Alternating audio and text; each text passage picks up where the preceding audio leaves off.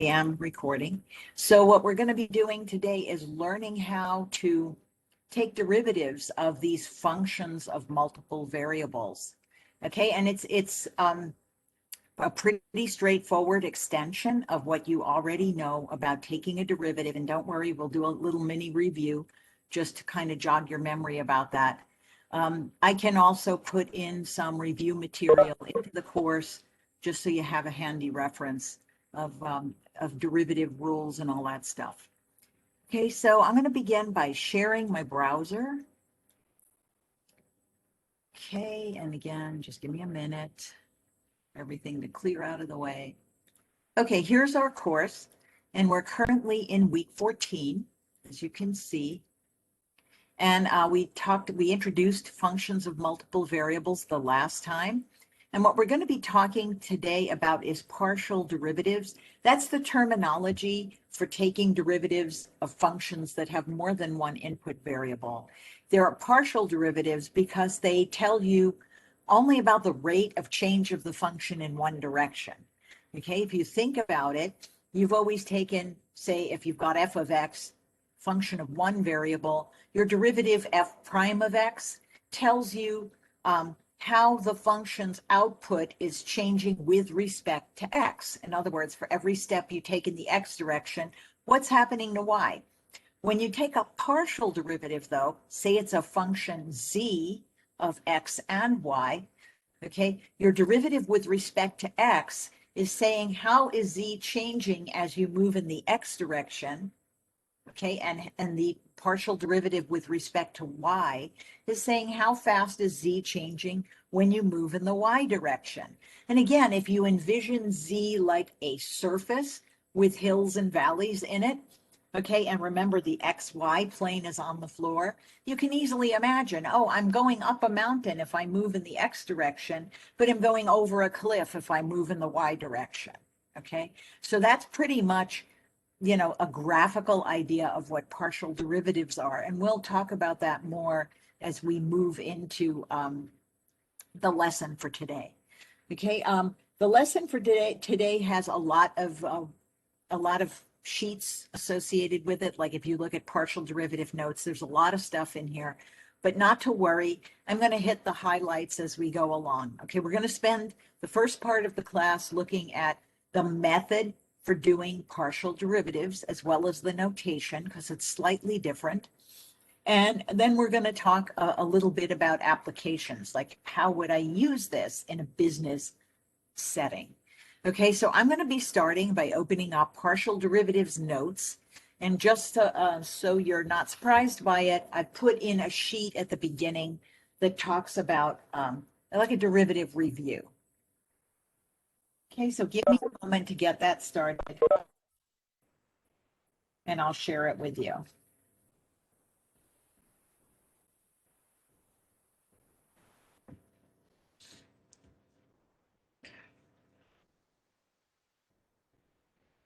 Let me share the content.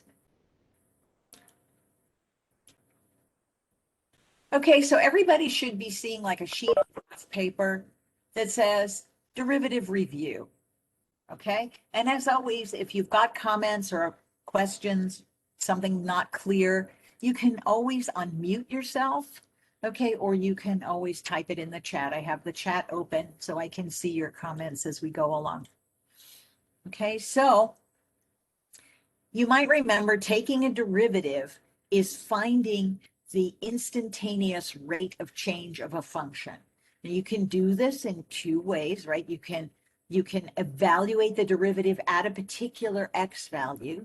And what that gives you is the slope of a tangent line to that curve at that particular x value. So if you get a number for the derivative, you're getting a rate of change right at a certain x value. Okay, so this is great, but if we want to change the x value, then we have to take the derivative again. We don't want to do that. Okay, so what we usually do is take the general derivative, right, f prime of x or dy dx, okay, and that gives us a function, a rate of change function. And then all you have to do to find the rate of change of your original function at various points along it is to just keep plugging in new values of x. Okay, so we're going to be talking about in general of the derivative function, okay, which tells me the rate of change of my original function as I move around it, okay? Other words for derivative, at least in business, is marginal, okay? So if I basically make one more of my product and sell it, how much would my costs change or my revenue change? Marginal costs, marginal revenue, okay? So just trying to do a quick review of Math 213 in like less than 10 minutes. Now, as some of the most basic rules for taking a derivative, okay, depend on the type of function you have, right? So if I have a polynomial function, say like a linear or quadratic or a cubic, I'm going to use the power rule for taking a derivative. How does that work? Okay, well, if I take the derivative of some x to whatever power, here x to the n, the way the power rule works is you bring the exponent down in front and multiply whatever is there, and you drop the exponent by 1. Okay? Any coefficients that are already in front of your x to the n, just multiply the derivative. So here are some examples of using the power rule. If my f of x is this quadratic, okay, I differentiate it term by term to get f prime of x or dy dx, right? Bring down the 2, drop the exponent by 1. So you can see here, the x squared term gave me a 2x as the derivative, okay? Here I had 5x to the first, okay? Multiply the 1 times the 5, that gives me a 5. Drop the exponent down by 1, gives me x to the 0, and x to the 0 is 1.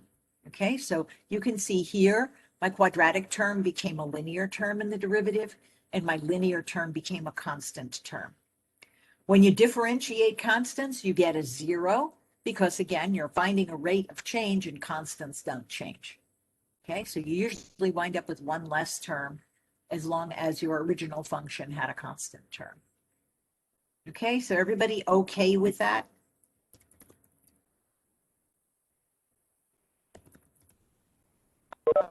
Everybody okay with the power rule? Yeah. Everybody remember it from brief calculus? Here's another example of it. If I have g of x, here I put coefficients in front of my terms just to show you how the multiplying works. So I'm bringing down the 3. It multiplies the 3 that's already out there to give me a 9 as the new coefficient, and the exponent drops by 1. Here with the quadratic term, I'm multiplying the 5 that's already out there by 2. That gives me a 10, and drop the exponent by 1. Okay? Exponentials, they tend to be easier, okay? If you remember, e to the x is the only function that's its own derivative, right? So if you differentiate e to the x, you get e to the x back. And things only get a little more complicated if you have functions up in your exponent, because then you have to use the chain rule, okay? Which basically says, take the derivative of the outside function, which is just e in this case, e to the minus 5x, then multiply that by the derivative of the function that's embedded or composed up in your exponent, okay? And that gives me the negative 5 out front, okay? So again, I'm assuming everybody is okay with the basics of differentiation. I'm assuming you remember chain rule, product rule, power rule, quotient rule, all the basics, okay? Okay, with all the basics of taking a derivative. Okay, everybody all right with that? Okay, and if somebody needs it, if you need a cheat sheet, let me know. Okay, if you need a cheat sheet, let me know. Okay, I don't have one in the course, but I can certainly put one in there. Okay. So could you give me a little feedback? Okay, okay with this. Give me some feedback, yes or no? Okay, yes, we will need it. Okay, I will put one in there. All right, but everybody good with the basics? In other words, does it make sense to go on and talk about partial derivatives? Okay, you need to remember the basics in order to go forward. Most of our examples are going to be polynomials, so that makes it easier. We're just going to use power rule over and over again. Okay, so no weirdness. Okay, but I can't guarantee you won't see a problem that will require you to use one of the rules. Okay, so I'll put those in the course in week 14 so you can find them. All right, so let's move on to the new stuff. Whoops, partial differentiation. Okay, so again, the notation is a little bit different. Okay, you might remember we used prime notation, or you might have used prime notation in Math 213. There was also differential notation. So if we have f of x, the notation for a derivative could be f prime of x, or it can be dy dx, even df dx. Okay, but the idea was you were differentiating with respect to your independent variable, and there was one of them. What does with respect to mean? It means as x changes by 1, what's happening to y? Okay. In this case, we have more than one variable to differentiate with respect to. Okay. So if we call our function z, okay, just like f of x, we could call it y. Okay. Hence these notations. Okay. If we call our function of two variables z, when we take the partial derivative, we're not using a d in the differential. We're using what looks like this, dz dx. Okay, it's like a backwards 6. Okay. And here it is, dz dy. Okay, so we'd have two of these. These are called partial derivatives. Okay. How does it work? Well, it works by treating the other variable as a constant. Okay, so if I'm differentiating with respect to x, any y's that I see in my function z, I'm going to treat like they're a number. Okay, and I'm going to carry them along for a ride. Okay, same thing when I differentiate with respect to y, there any x's I see are going to be treated as constants. So the idea of taking a partial derivative is hold one of the variables constant and see how the function is changing with respect to the other. Okay, so that's the idea. Okay, it is really important, okay, to understand that, you know, these are partial derivatives and it's all of a sudden going to matter what's in the denominator of your, this is called a differential. Okay, when you were taking functions, taking derivatives of functions with respect to x, you didn't have to worry about what the independent variable was too much because there was only one of them. Now it's important. Okay, you have to distinguish between taking a derivative with respect to x and taking a derivative with respect to y, because the function is now a surface. It's not a curve on a two-dimensional whiteboard. It's a surface in space, and it can change differently if you go in the x direction as opposed to in the y direction. Okay? So let's take a look at some of the notation for partial derivatives. Okay? Here's the partial derivative notation with respect to x. Okay? dz over dx, and these are these funny little delta things. They're not d's, okay? df dx, d over dx of xy, right? F of xy. This is a really nice notation where the subscript on your function denotes the derivative you're taking, okay? Where at all possible, I'm going to use this notation, okay? Because I like it. It's more compact. And you don't have to be writing these weird little delta things, okay, or backwards d's, whatever they are, okay? So all of these mean a partial derivative of your function with respect to x, okay? Anybody questions so far? Okay. All righty. Let me just Hold on a minute. We're having some technical issues. I want to make sure I address them. Okay. Can you all hear me? Can everyone hear me? Okay. All right.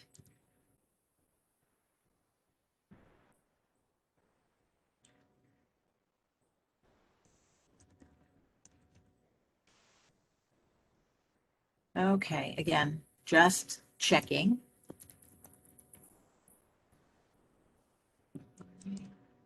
Getting some comments in the chat from students who are having trouble hearing.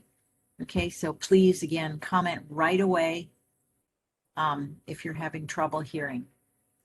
If you ever do have trouble hearing the video, okay, it might be your own mic. Make sure that your, not your mic, your speakers, make sure you're set up to use your computer speakers, okay? In some cases, you might have to, drop from the meeting and try to reconnect. Okay. Right, so please let me know if there's ever any technical issues.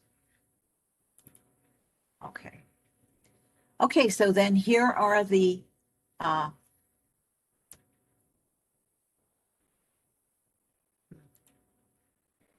partial derivatives of z with respect to y. Okay, and you can see the only thing that's changed here is I have the dy in the denominator of my differential. And when I'm using the function notation, I'd have y as the subscript. Okay, what that essentially means is the variable of interest is the one I'm treating as a variable, okay, and differentiating with respect to. The other variable is going to be held constant.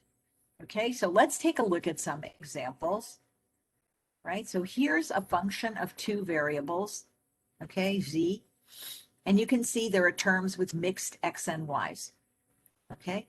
So I actually wrote this one out for you so you can actually see the steps. All right, if I want to take the partial derivative with respect to x, then y is a constant. That means the entire term 4y cubed is a constant and will not give me anything in the derivative. It will give me a derivative of 0. Why is that? Y is not moving. Okay, it's a constant. Okay. Also, this term in here that's a mix of x's and y's, okay, this -7 and y squared are considered part of the coefficient. The only variable that I'm going to differentiate with respect to in this term is the x squared. Okay, so when I take the derivative of this middle term, okay, its coefficient becomes -7y squared. All of those things are constants, numbers, okay, and 2x is the derivative of x squared using the power rule. Okay, this first term is all x's, and I'm taking a derivative with respect to x. So I'm just going to differentiate this normally with the power rule, and that will give me 3 times 2 or 6. Drop the exponent by 1, so 6x. So here's the partial derivative with respect to x. The first term gives me 6x, like a normal derivative with respect to x. This second term holds the y squared constant. The y is not moving, so it becomes part of the coefficient with this -7, and I'm only differentiating the x with the power rule. Okay, the 4y cubed is a constant, so it gives me nothing in the derivative, and the -5 is a constant, so it gives me nothing in the derivative. All right, so all they did was a little algebra here. They're multiplying the 2 and the -7 to make this coefficient -14. And then algebraic convention says the variables come in alphabetical order, x, y squared. Okay, does everybody understand the derivative, the partial derivative of z with respect to x?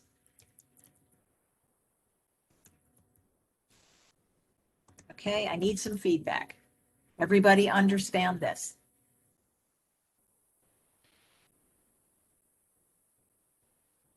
Can I get a yes or a no?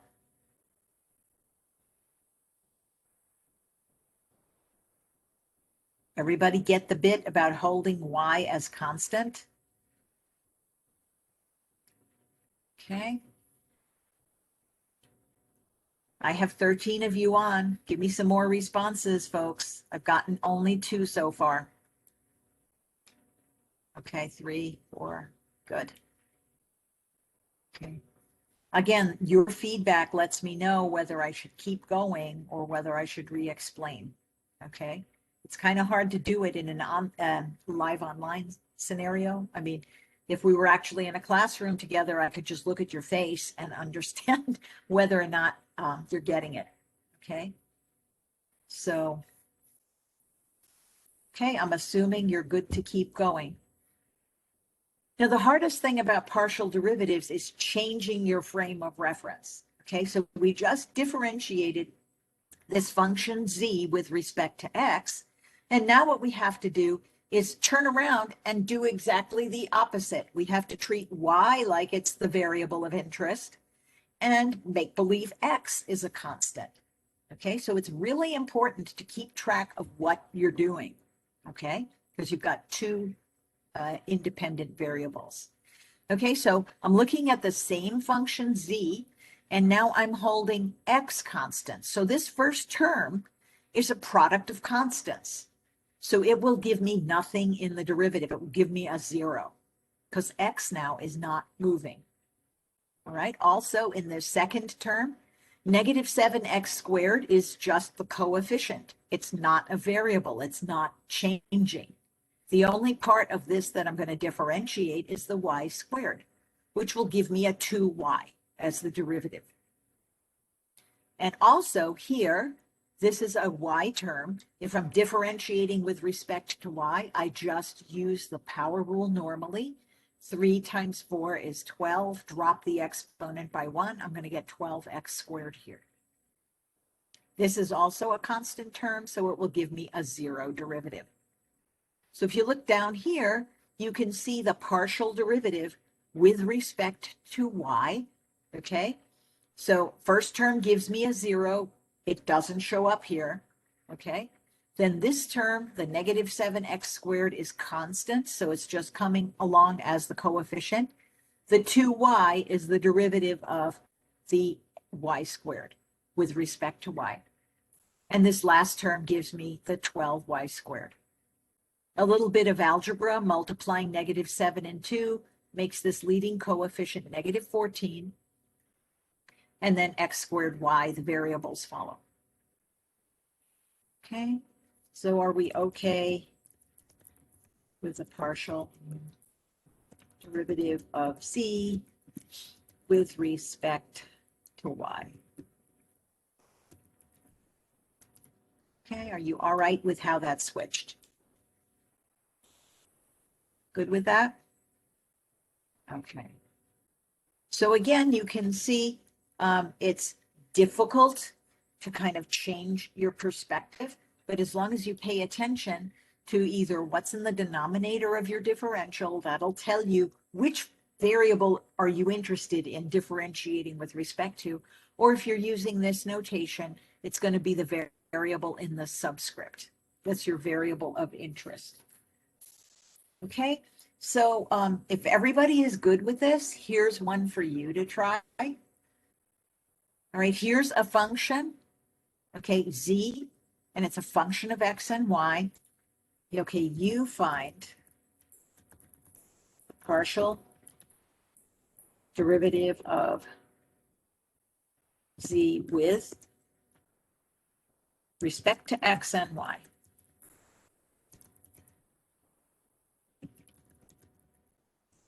Type done when you finish.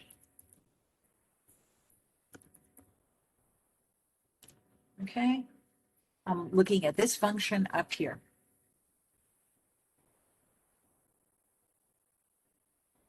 Okay, so you should have 2 separate things that look like this. And then another one over here. Okay, so for the first one, treat y like it's constant. For this one, treat x like it's constant.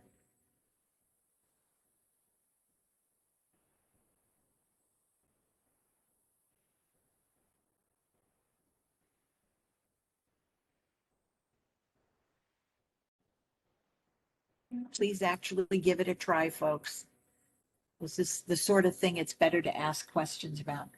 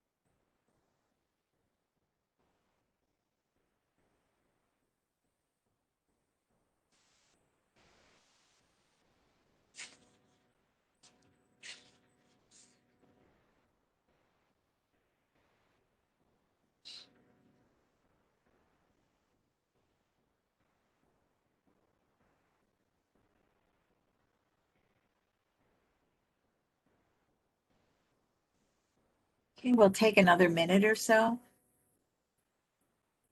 Again, please type done when you finish or when you think you finished.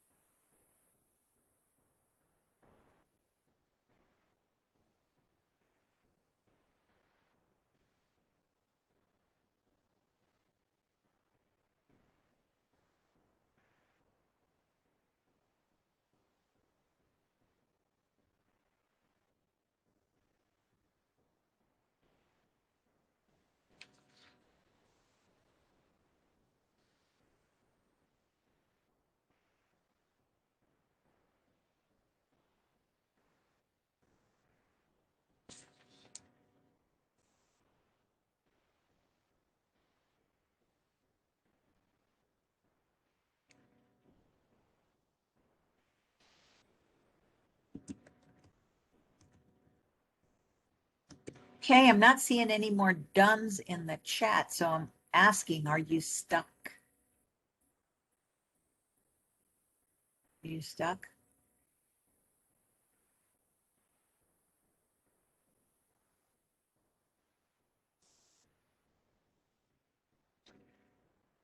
Okay.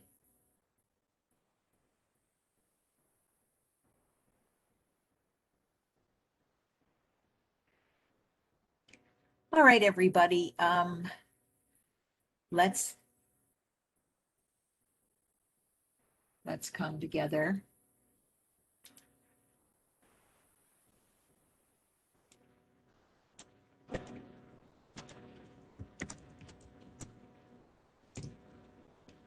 Okay.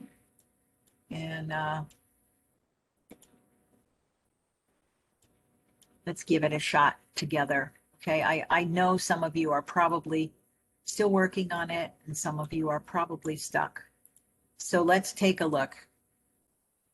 Okay, so if I want to take the partial derivative of this function with respect to x, that means any term with a y in it, the y is going to function like it's a number.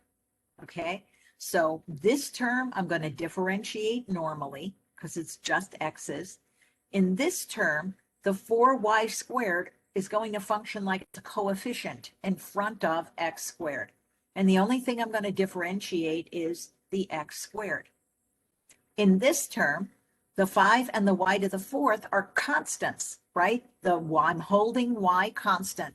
So this is like an entire term of constants. It's not going to give me anything in the derivative. It's just going to give me a 0. So if I differentiate this with respect to x, the first term I'm going to differentiate normally. The 2 is the coefficient, just pull it right through, and then bring down the exponent, drop the exponent by 1. Okay, and I'll come back and I'll clean it up algebraically when I'm done. All right, my second term, the 4y squared, is like the coefficient, so just pull it through. Okay, pull it through it like you would any coefficient, like I did the 2 over here.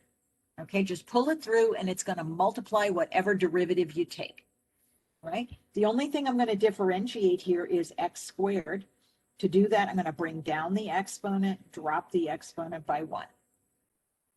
Okay? And then this term is all constants multiplied together, so that gives me a 0. Because constants don't change, they give you a 0 derivative. Then what you can do is go back and algebraically simplify things. This gives me 6x squared. Okay? And here I can multiply the 4 and the 2 together to get an 8. And then it's convention to write the x's before the y's. And I typically don't write 1 when it's an exponent. So there's my partial derivative with respect to x. Okay? Anybody questions on that one?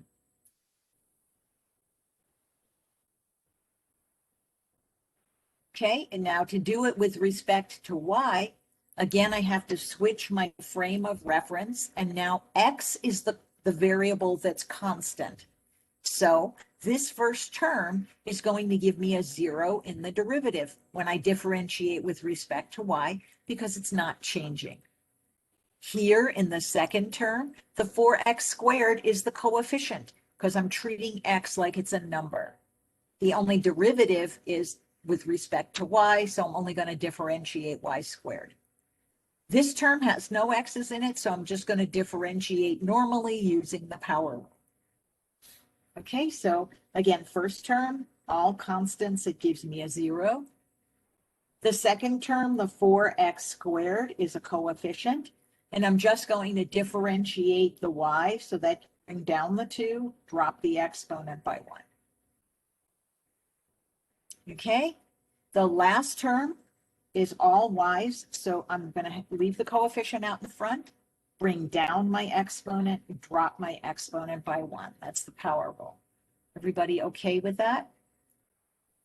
And then simplifying things, I don't need plus 0, right?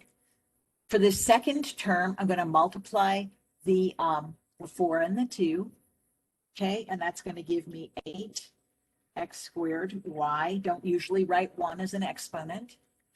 And in my last term, I'm going to multiply the 5 and the 4 to get 20y cubed. Okay, anybody questions about the you try example? Questions? Okay, please let me know if this makes sense.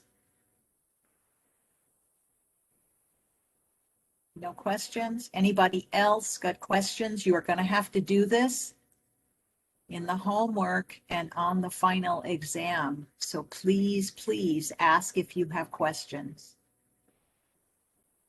Now's a good time. Okay.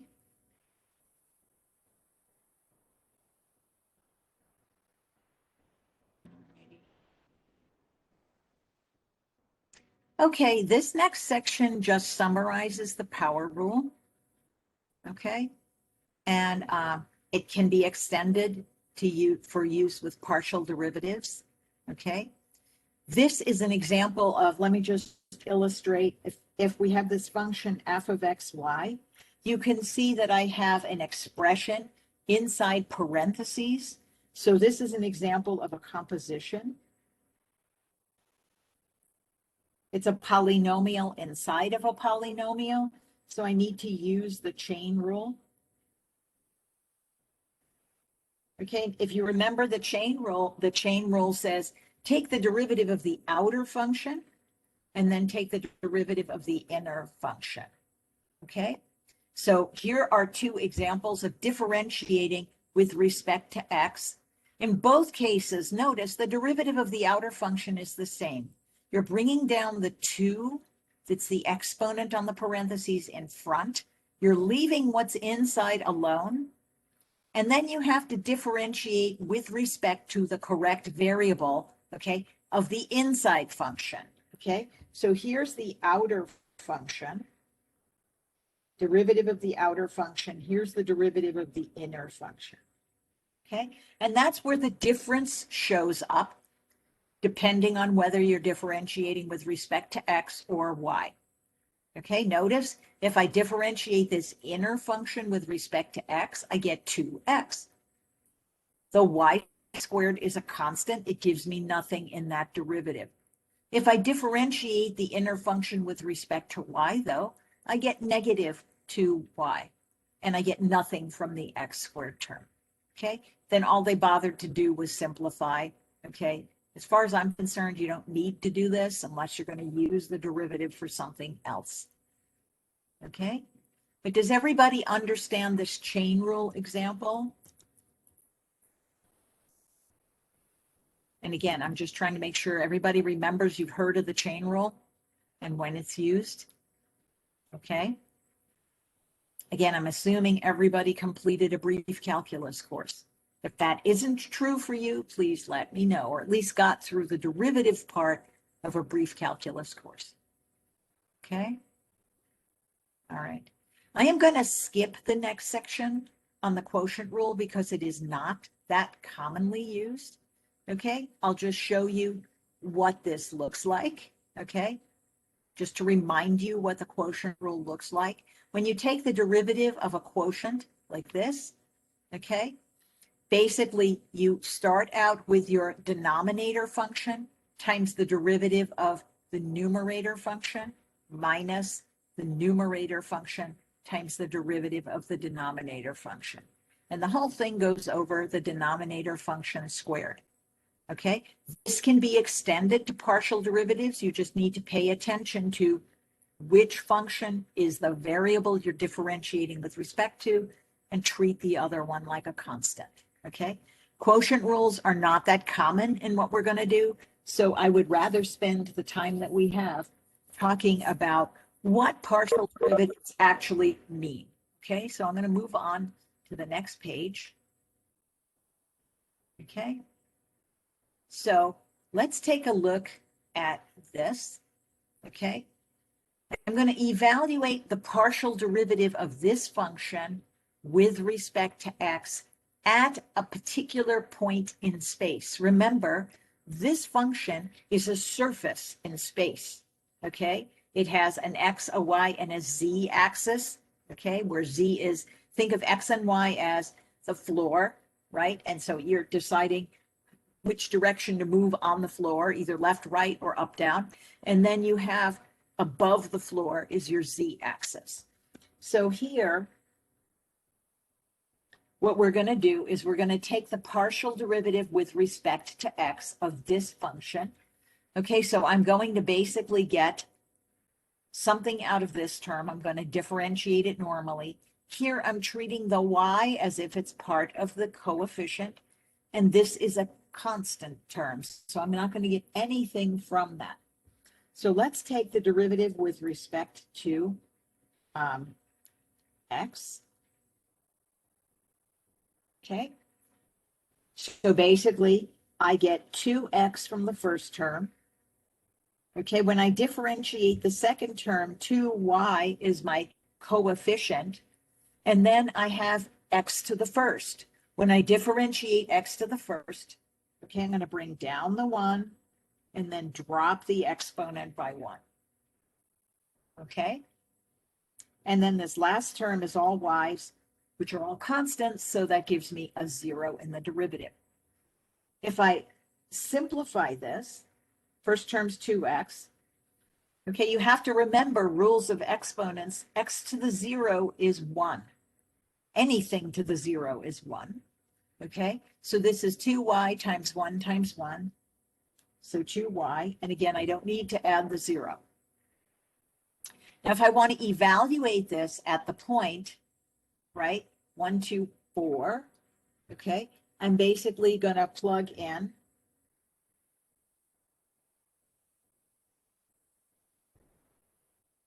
the value when x is 1 and y is 2. Okay, so I'm going to plug that in, and that's going to give me 2 times 1 minus 2 times 2. Okay, that's 2 minus 4, or negative 2. Now, what does that mean? That means that if I take one step in the X direction on my surface, okay, the surface Z value will drop by 2, okay? So basically, for one more step, okay, so if X increases by 1, Z will drop 2. Okay, so if you're thinking about walking around on a surface, if you go one step in the X direction, your surface falls off. You're going downhill. Okay, in the X direction. If we were to do this with respect to Y, we might get a different value. Okay, here, this first term is going to give me a 0 because X is being held constant. In the second term, the minus 2x is my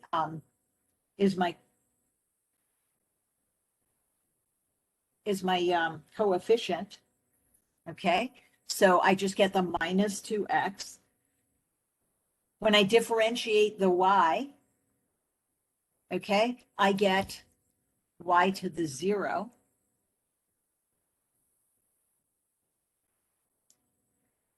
Bring down the 1. Drop the exponent by 1. And then my last term is all y's. So I differentiate that normally. Okay, I have 3 times 2y to the first. Okay, so there you go. The rest of it is simplification. I don't need plus 0. Okay, and again, remember, anything to the 0 is 1. So this is minus 2x times 1, or minus 2x. And then I have 6y to the first. Okay, and if I evaluate this,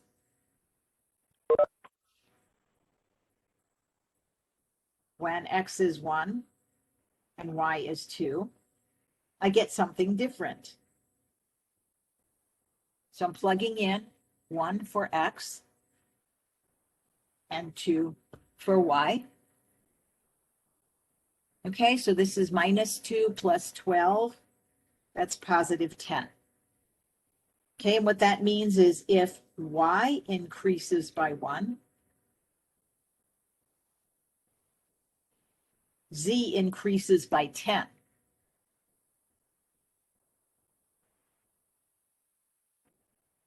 Okay, so it's important to understand, if you've got a function of 2 variables, what this is telling you. Okay, so again, imagine you're sitting up here on a surface. Okay, x is, let's say, the direction going ahead of you, and let's say y is the direction to the right. Okay, if you go one step forward, your surface drops by 2 units. If you go one step to the right in the y direction, your surface went up by 10. Okay, so this is like there's a valley going down in front of you, but there's a cliff to your right. Okay, in the y direction. Okay, so does everybody understand what the derivatives mean graphically? Okay, understand what the derivatives mean graphically? Everybody all right with that? Okay, any questions? Can you give me some feedback? We good? Understand what the derivatives mean graphically? Okay, now again, if I had better software, I could actually show you this point on the surface. I can try to graph this function in Wolfram Alpha, but I cannot move it around. Okay, so it's hard for me to show you a particular thing, but let's do the best we can. Okay, so I'm using the Wolfram Alpha applet that's in week 14, the 3D plot. Okay, and I'm going to try to graph this surface, which is z equals x squared minus 2xy plus 3y squared. 3y squared, yes. Okay, and then let's give it a shot. Okay, and I'm getting something that looks like, for all intents and purposes, a wet sheet. Okay, it's called an elliptic paraboloid. This is a surface or contour plot. If you were to cut it, you know, and you'd be able to see, again, the dark spaces or the low spots. Okay, so again, you can imagine you're somewhere on this surface. Okay, here's your x-axis, here's your y-axis, same thing on the floor, and here are your z's. Okay, so they gave us a point of 1, 2, and 4. So x is over here somewhere. Okay, y is over here somewhere. Again, the surface goes out in all directions. So you're somewhere on the sheet here. And if you take a step in one direction, you're going to go down 2. And if you take a step in the other direction, you can see you're going to go up by a lot. Okay. So again, this is not a really great tool, okay, for graphing things. Google used to have a 3D plotter built in, but for some reason they disabled it, and that was really cool because you could rotate the plot. Okay. I'm working on getting better software for this class that will allow me to plot and actually rotate the figures. But again, just so you can get some idea, you can see there are some parts of this where the surface isn't changing very much in one direction, but if you go in the other direction, wow, you're going up really fast. Okay, so that's what you're trying to keep in mind. Let's take a look. I'm not going to go through the formal definitions of stuff. That kind of was covered in Math 213. You're welcome to look at those definitions if you want. But let's take a look at how we can use these. Okay, so here's an example of finding marginal cost. Okay, if you remember, marginal cost is a derivative, right? It's a rate of change. In other words, how much will my cost increase if I make and sell one more? Okay, or if I make one more. Okay, cost here, though, is a joint cost function. Namely, there's two variables that I have here. Okay, so the cost is shared between material and labor. Okay, so basically, they're saying let X be the cost of 1 pound of material and let the labor Y be the cost of labor in dollars per hour. Okay, so again, if you find the rate at which cost changes with respect to the material cost, you're saying it's the marginal cost of the product with respect to the material. You've held the labor cost constant. So you're saying, all right, so what's the effect on my cost if I get, 1 more pound of material? Okay. And again, your cost goes basically $1 change in the cost of materials means you're going to have a total increase of $3 in the total cost, as long as you don't mess with your labor cost. Okay. What's important here, and again, in case you're wondering how they get the derivative, 3 is a constant, 3x differentiates with respect to x as 3, and for y, we're holding y as a constant, so that gave us nothing. Okay, what's important here is the interpretation of the derivative. A change of $1 in the cost of materials results in an increase of $3 in total cost as long as you're holding labor constant. Okay, the interpretation is the important thing, because again, that's what's going to matter to you as a business person. Okay, is what is this telling me about my situation? All right. If we differentiate this with respect to y, which is our labor cost, okay, the first two terms in C of xy give us nothing because they're both constant. We're holding material cost constant. This gives me a derivative of 4. And what that means is if you change the labor cost by $1, you're going to result in an increase of $4 in the total cost if you don't mess with the material costs, right? So if you hold the other cost constant. Okay, everybody all right with the interpretation? So, okay with interpretation. Okay, the interpretation is really important. Everybody good with that? Okay.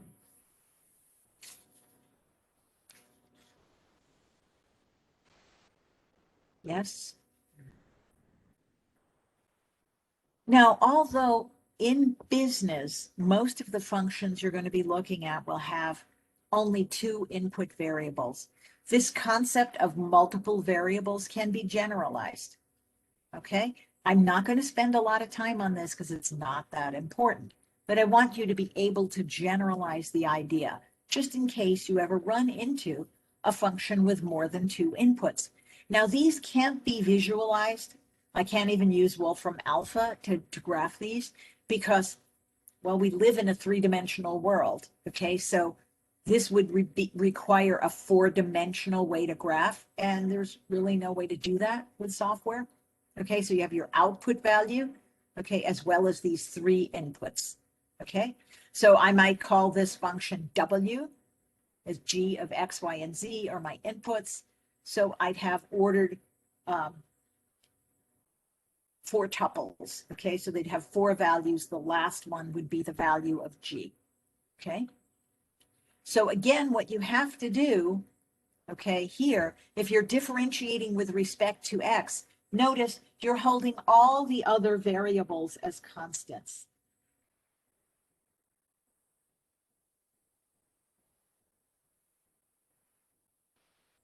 Right? So all other variables are held constant, which means you treat them as if they're numbers. Okay, so in this function, I'm going to get something out of the first term because it's X. That just gives me a 4.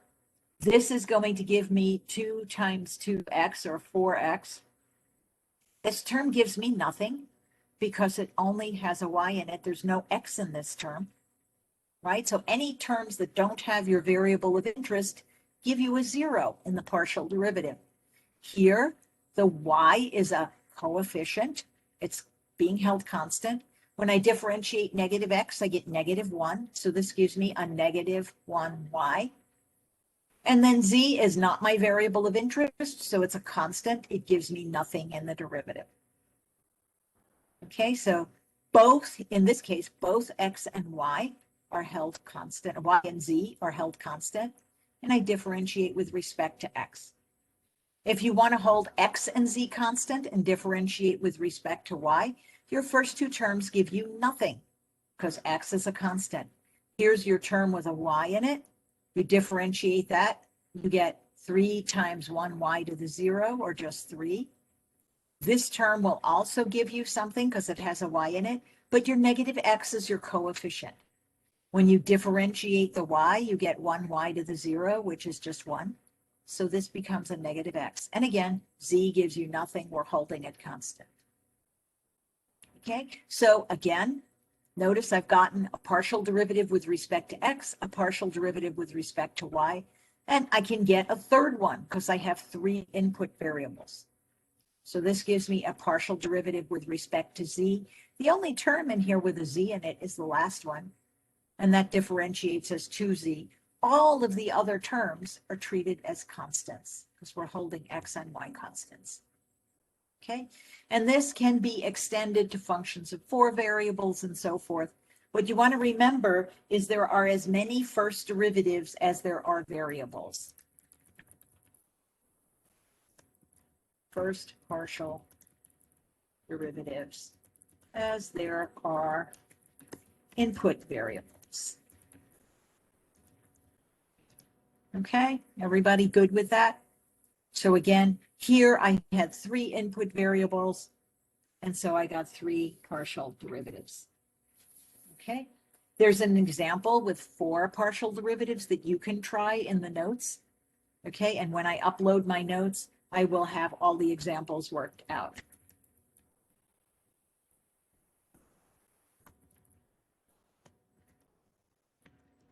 Okay, but it's just basic stuff. Okay, the concept that's important to hang on to is whatever function I'm differentiating with respect to, that's the variable. All of the other variables are treated as if they were numbers that aren't changing, constants. Okay, so you might remember the idea of a second derivative, right? And I'm putting it in the chat. A second derivative, it's the derivative of the first derivative. Okay, everybody remember second derivative? Okay, and I'm going to skip all that partial. Everybody remember that? Okay. What did second derivatives tell you about the original function? Oh boy, original. Anybody want to hazard a guess on that? What did they tell you? What did second derivatives tell you about your original function? Again, feel free to unmute or just type. What'd they tell you? Anybody remember anything about second derivatives?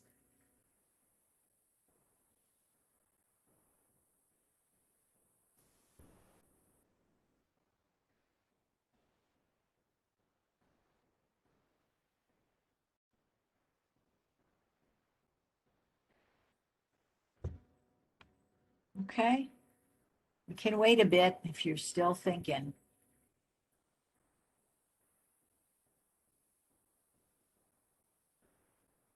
Remember, your first derivative is a rate of change. So this is a rate of change of a rate of change, right?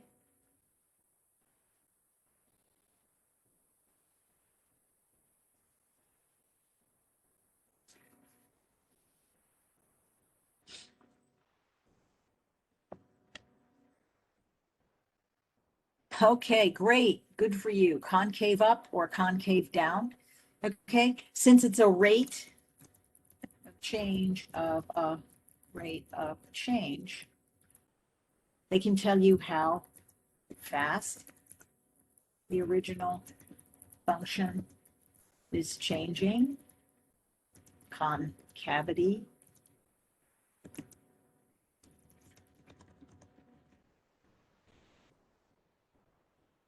Okay, which is what Tuyen's saying, okay?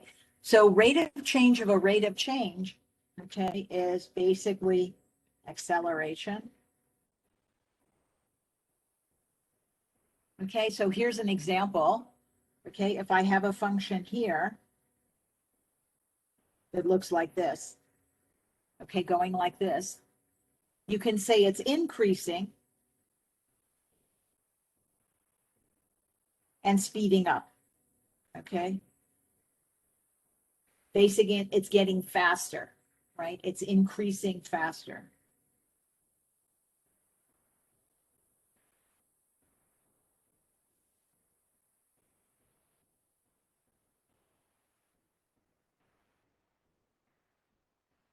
Right? The rate of increase is increasing.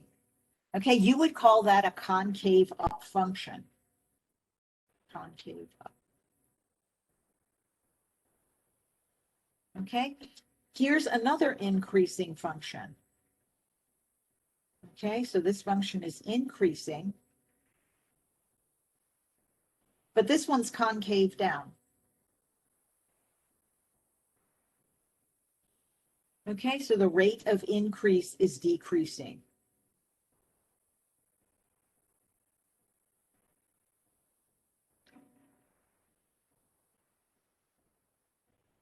Okay, everybody all right with that?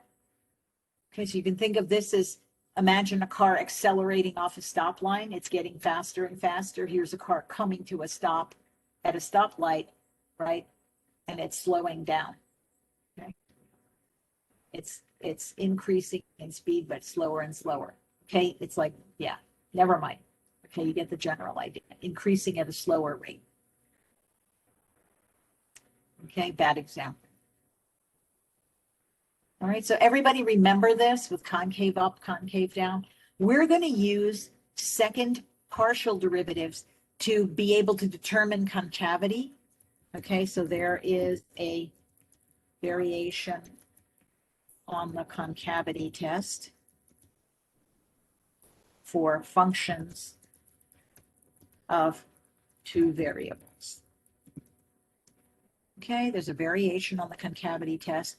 It will help us. If you remember, we used concavity to find maxima and minima. So it can be used to find maxima and minima of these functions. Okay, so we can basically find critical numbers of these functions, places where both first derivatives are zero. Okay, so that's either a valley, bottom of a valley, or top of a mountain. And we can use this modified second derivative test to tell us which one it is. Okay, just like we used the second derivative test to tell us, oh, if the function's concave up and I have a critical number at that part of the function in that interval, it must be a minimum because it's sitting in a valley. If the function's concave down and I have a critical number in that interval, it must be a maximum because it's sitting on a mountaintop. Okay? Does everybody remember these? I'm not asking you if you can do it. I'm asking you, remember these ideas? Okay, give me a shout out. Remember these ideas? And it's okay to say no if you don't remember them. Just give me a shout out. Remember these ideas. If you took brief calculus with me, you definitely heard these. If you did not take brief calculus with me, you may need some additional support. Okay? How about everybody else? Okay, I haven't heard from you in a while. Yes or no? Remember hearing about second derivatives and what they were used for? Okay, I've got 14 of you on. Let's get some more feedback. Yes or no? Heard about second derivatives? Let me know.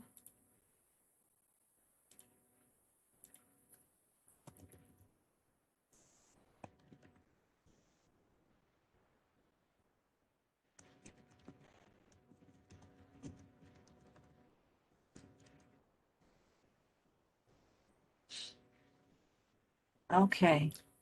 So it looks like the majority of folks have heard about this. And that's good. Okay. So as far as the rest of you go, just see if you can follow along, okay, as we go. All right. So again, second partial derivatives. Okay. The notation for second partial derivatives is absolutely wild. Okay. I'm going to use this notation. Okay. So if what they meant to say is if z equals f of x, y, here are the notations for partial derivatives. Z of xx means both of the derivatives, the first one and the second one, are with respect to x.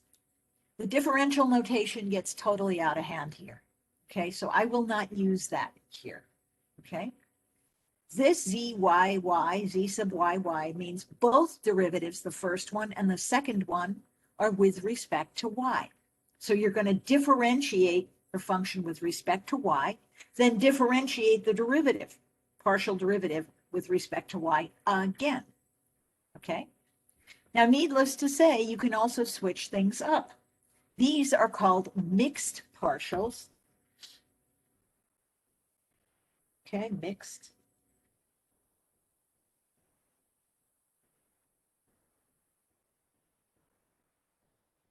Okay, mixed second partial derivatives. And what that means is the first one was with respect to a different variable from the second. Okay, so what's good about this notation is the order you see the subscripts in is the order you're doing the differentiation in. So if I have z sub xy, it means the first derivative was with respect to x, the second derivative was with respect to y. If the order is reversed, it means the first derivative was with respect to y, and the second derivative was with respect to x, okay? And here's a neat fact about these. If z is continuous, which it will be in all of our examples, then z of xy will always equal z of yx. Okay, so you really only have to find one of them, okay, and you've found both of them. Okay, and that's basically if you've got continuous functions. Okay, and I guess I meant to say mixed second partial derivatives. Okay, that's what they're called. All right, everybody all right with the notation? And like I said, I'm going to do this notation exclusively. This is just crazy. I'm not going to do that. But you can see where it came from, right? The derivative with respect to y of dz dx, you wind up with two of these d's, so they do d squared. And then these are just multiplied. Okay, so that's how differentials work. That's what these are called. Okay, I think that notation's just a little too confusing. All right, so suppose we want to find the second partial derivatives of this function. Okay, now here they threw an exponential in here, so we have to remember how exponentials work. Okay, if we take the first partial derivative with respect to x, okay, this y comes along as part of my coefficient, and the x differentiates as 2x. So I'm going to get 2xy out of this first term.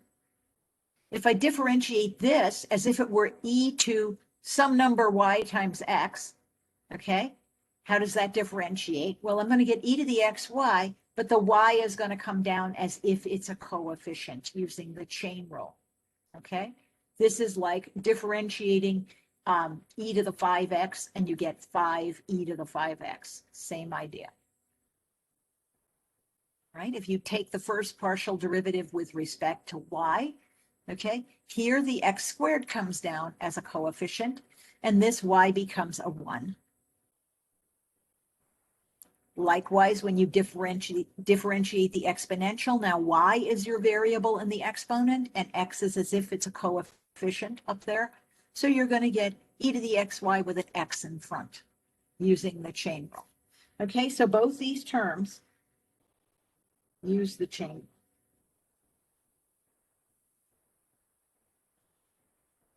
Okay, everybody all right with that?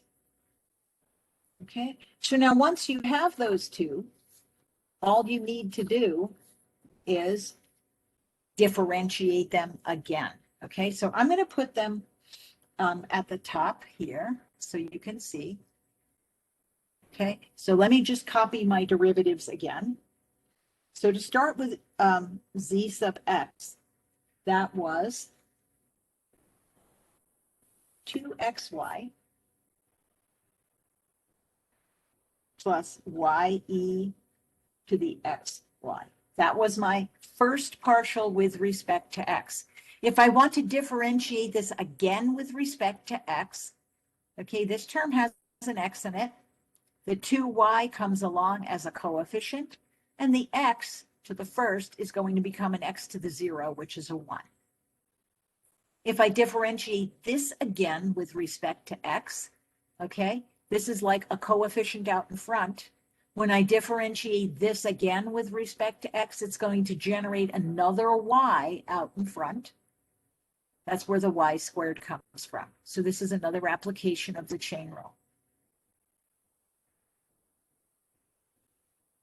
Okay, if I want to differentiate z sub x with respect to y, okay, then here the 2x, okay, comes down as a coefficient, and the y becomes y to the 0, which is 1.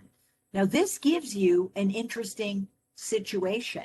Here you've got a product, both factors of which have y in them. Okay, remember, we're differentiating with respect to y here. So I have to use the product rule. Okay, so that's what this part is.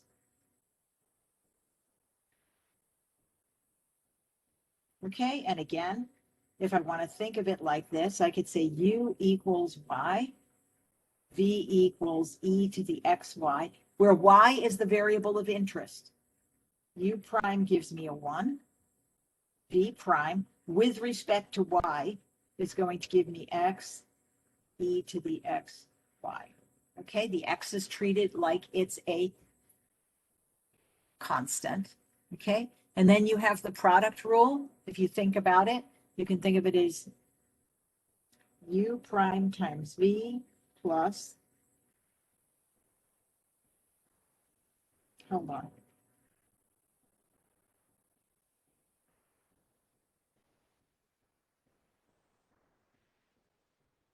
we're differentiating with respect to y. This isn't. Oh, I see what they did.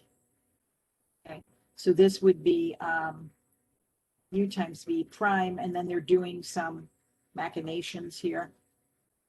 Okay, so this is, I wish they hadn't written it like that. It should be y times x e to the xy, but it's the same idea. Okay, they should have switched the order here to say y and x, and then just switch them around when they did this. Okay, so essentially you have a product rule because you've got two factors that have a y in them. Okay, so this is not incorrect, it's just not clear where the things are coming from. Okay, but the answer turns out to be the same thing. Okay, if you wanted to differentiate twice with respect to y, you have to start with your z sub y. Okay, and your z sub y was x squared plus x e to the xy. All right, and if you differentiate that again, okay, with respect to y, the first term gives you nothing. Okay, you see you only got one term here. Okay, when you differentiate the exponential the second time, you're going to generate another x out in front as a coefficient. That's where the x squared comes from. Okay, likewise, if you want to do a mixed partial second derivative, you're going to do the same product rule again. Okay, because now you're differentiating this with respect to x the second time. This is a product of x and e to the xy, so you have to treat it with the product. Okay, I'm not going to go through it a second time. But what's important to realize is, notice the outcomes. Okay, the two outcomes turn out to be identical. Okay? And if you needed higher order derivatives, you could keep going in this way. Okay, so let me stop and ask, understand how to take second partial derivatives. Understand how to take second partial derivatives? By that I mean, do you understand the concept? Okay, I realize you haven't had any practice actually doing it, but understand the concept? How do you interpret z of xy? Okay, so that's a great question. And essentially what it's telling you is, let's see if I can figure this out. They don't have a whole lot of use in determining concavity. They're part of a formula for determining concavity.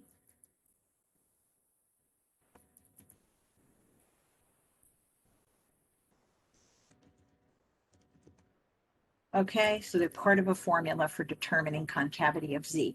As far as interpreting it in the real world in terms of rates of change, it's kind of, if you interpret your first partial as the rate of change of the original function, then you're looking at that rate and interpreting its rate of change in a different direction. Okay, so it's not really all that useful as far as a graphical understanding, but it does function, it does factor into a formula for determining concavity. Okay, so we'll see that in a bit.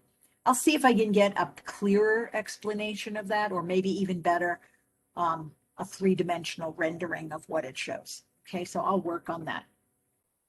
Okay. All right, so let's take a look at some practice problems. Okay, so let's try these. Okay, I'm going to do a few of these, okay, just to give you a hang of them, right? And then we'll see how much time we have left to actually interpret some of these, okay? So these are just math book problems to get you used to the skill, okay? Notice the notation here. Here's my function u. You can see by looking at it, it's a function of three variables. Oops.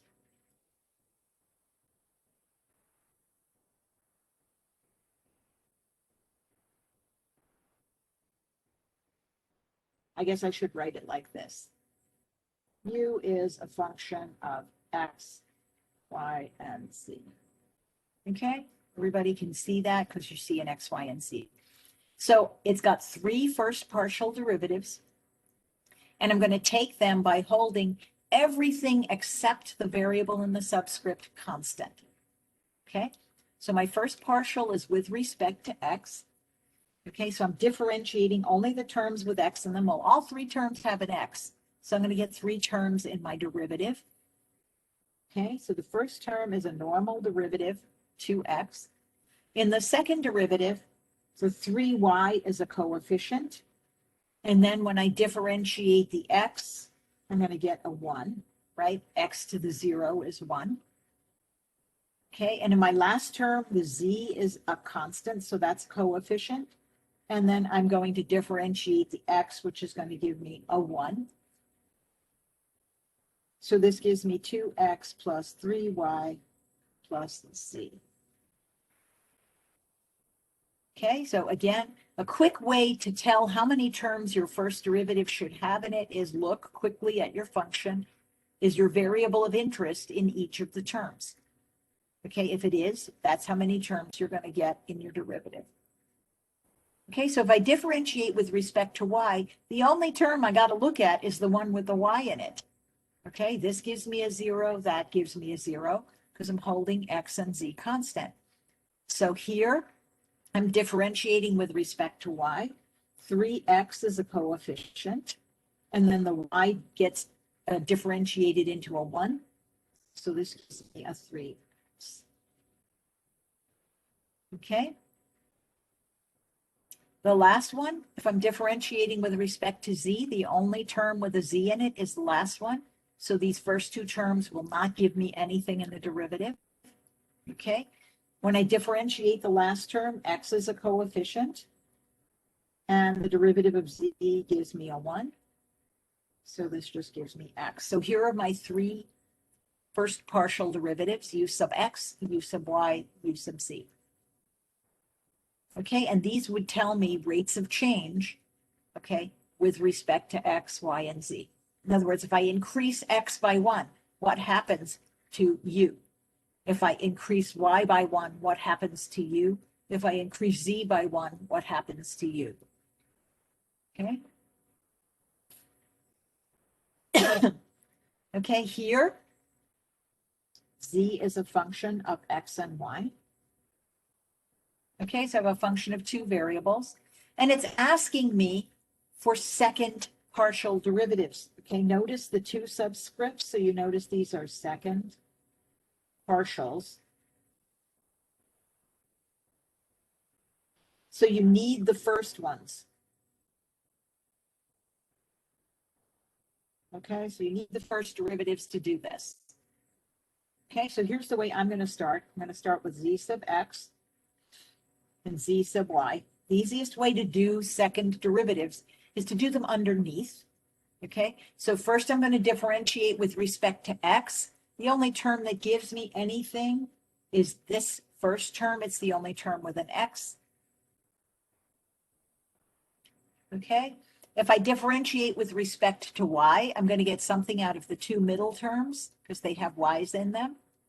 So this is going to give me minus 5 times 2y, okay, plus 4. Okay, and that gives me z sub y equals minus 10y plus 4. Everybody okay with that? Okay, now I'll put the second derivatives underneath. Okay, so z sub x, x, z sub x, y. Notice I put underneath z sub x the second partials that have x as the first derivative. Okay, and I'm differentiating again with respect to x, right? So this is going to be 3 times 2x, 6x. If I differentiate this with respect to y, there is no y in here. Okay, so this is treated like a constant, and this gives me a 0. Okay, if I differentiate my second derivative with respect to y a second time, and then with respect to x. Okay, again, notice I put the second derivatives that had y as the first derivative underneath here.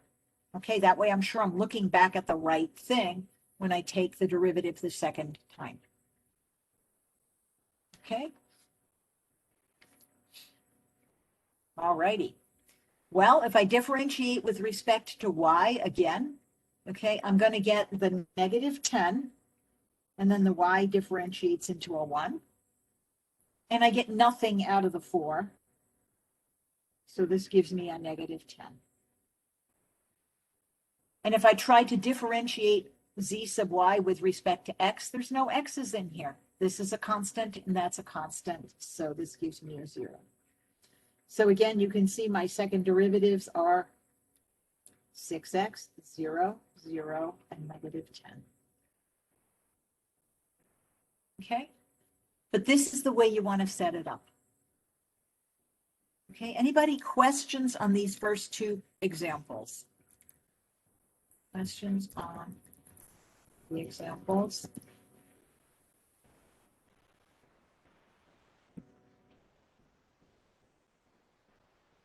On these first two that we did, they're practice problems.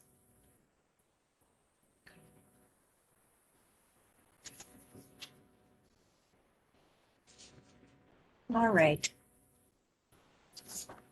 I just have two more examples I want to do. There is an additional section attached to the notes here that have specific examples for business. We'll get to those, okay? This is a lot to absorb all at once, and I want to make sure that conceptually you're okay with what we're talking about here. Okay, so let's look at some application problems, okay? What's important in problem 3 is the actual interpretation of what they're telling you. Suppose in a certain city, the number of people N using the mass transit system is a function of the fare F and the daily cost of downtown parking P. So N, the number of people using mass transit, is N of F comma P. So in other words, if the fare on the light rail or the bus goes up, probably less people are going to use it, right? If the cost of downtown parking goes down, maybe more people will say, oh, never mind mass transit, I'll just drive in if they have a car. Okay, so you can see how it would depend on the two things. Yes? Now, here's some statements that you need to be able to interpret. Okay? So this is saying the actual function value evaluated at 5 and 20 is 65,000. So you have to remember the first variable is F, the second variable is P. So what does this mean? This means, again, here's the output of the function. There's no derivatives here. So this is just evaluating the function when the fare is $5 and the cost of parking is $20.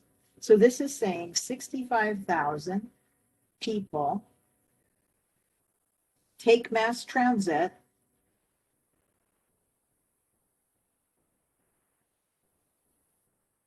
when the fare is $5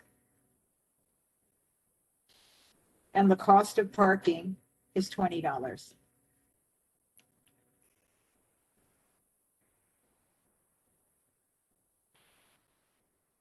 Okay, that's what that means. 65,000 people will take mass transit daily. Okay, so we're talking about every day. Okay, now you can imagine the city managers would probably want to know this. Certainly the people in charge of setting the fare on the mass transit would have a motto like this. Okay, because again, you kind of have to balance the available parking with the fares. Okay, and how much ridership you have on the buses. Okay, and we have bus and light rail here. Okay, some other larger cities have buses and subways. Okay. All right, let's take a look at this. Now, this is saying the first partial derivative of N with respect to F. Okay, so that is saying, okay, the first derivative is negative by 4,000. Okay, now remember, that's telling you something about N, the function. Okay, So 4,000 fewer people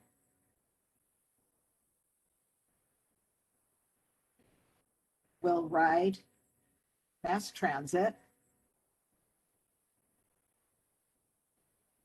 daily. Okay, now here, our variable of interest is the fare. Okay, if the fare increases to $6, right? If it goes up by 1, okay? Remember, we're saying what happens if we change by 1 more from this point, okay? And parking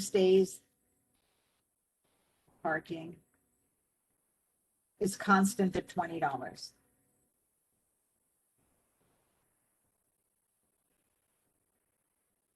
Okay, so this just tells you what happens, okay, when the fare goes up, provided you don't mess with the parking rate. Okay, you got 4,000 fewer people riding mass transit. Okay, let's take a look at the other first partial derivative, which is with respect to the parking price. Again, let me get the chat out of the way. Okay, so here, okay, I'm differentiating with respect to the parking price. And this says, okay, 2,500 more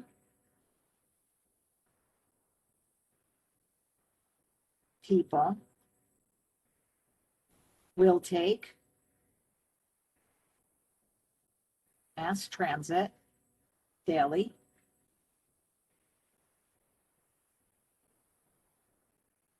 if the cost of parking increases to $21, goes up by 1, and you don't mess with the fare.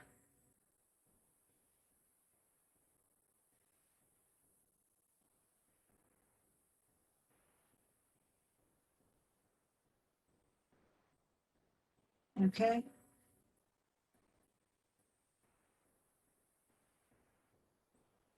Is everybody all right with these interpretations? You are going to have to be able to do this.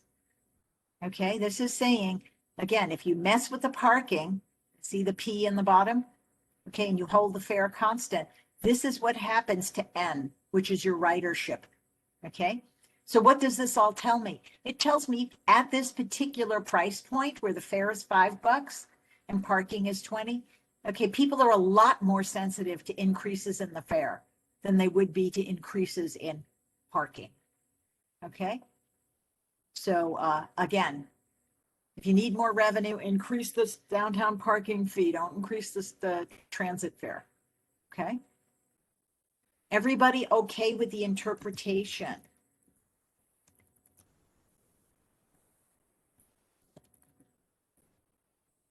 Okay, these are important to be able to do. Okay with these interpretations?